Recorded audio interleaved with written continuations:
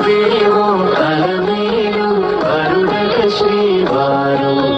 మనువాడి కలిసారు చెలిమి కలిమి ఒకరికొకరు ఈ జంటను దీవించగా దేవతలందరి నోట పలికిన చల్లని మాట